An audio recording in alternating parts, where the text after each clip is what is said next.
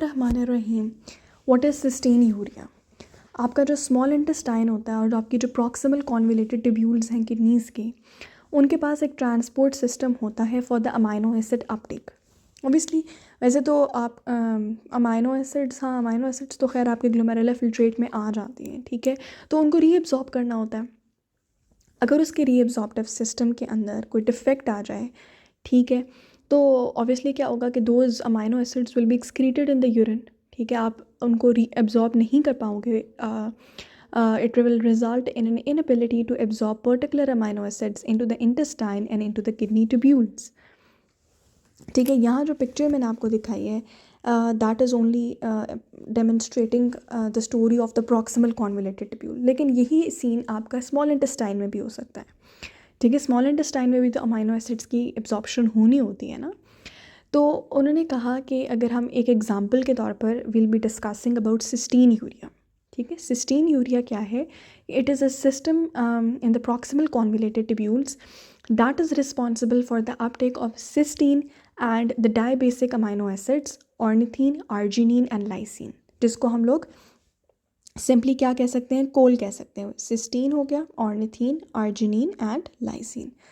ठीक है, तो this is basically an inherited disorder also called cystinuria, और उसमें वो जो आपका कैरियर सिस्टम होता है in the proximal convoluted tubules that is defective. ठीक है, और आपके ये जो चारों के चारों ये बड़े एसेंशियल अमाइनो एसिड्स हैं, they will appear in the urine.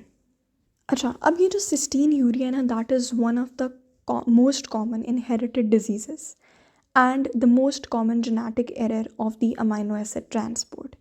Amino acid transport में जो सबसे ज़्यादा कॉमन जेनेटिक एरर है वो सिस्टीन यूरिया ही है। The disease expresses itself clinically by the precipitation of cystine. Cystine आपकी किडनी में रिटेन रहता है या आपके ट्यूब्यूल्स के ल्यूमेन में जब वो गुजर रहा होता है तो वो प्रेसिपिटेट होकर it ultimately forms kidney stones, that is calculi, which can actually block the urinary tract.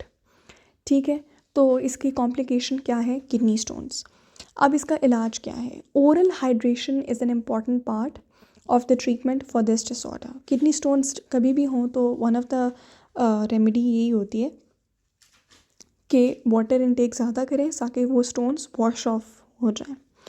Note, defects in the uptake of tryptophan by a neutral amino acid transporter can result in a Hartnups disorder and pellagra-like dermatologic and neurological symptoms. तो उन्होंने कहा कि बिल्कुल जैसे कि cysteine urea है, इसी तरह का एक हार्टनप्स डिसऑर्डर होता है, जिसमें क्या होता है कि आपके पास एक न्यूट्रल अमाइनो एसिड है, उसका जो transporter neutral amino acid is tryptophan, उसका ट्रांसपोर्टर डिफेक्टिव होता है, जिसकी वजह से क्या होता है, हार्टनम्स डिसऑर्डर हो जाता है। ठीक है, अब ट्रिप्टोफैन जब एब्सेंट होगा, ठीक है, एक्सक्रीट आउट हो जाएगा या प्रॉपर उसका अपटेक नहीं होगा, तो पेलेग्रा की तरह के, जैसे पेलेग्रा होता है that is because of the defective एक वाइटामिन की डिफिशेंसी की वजह से होता है। आई थिंक दैट इज़ नायासिन की डिफिशेंसी की वजह से होता है।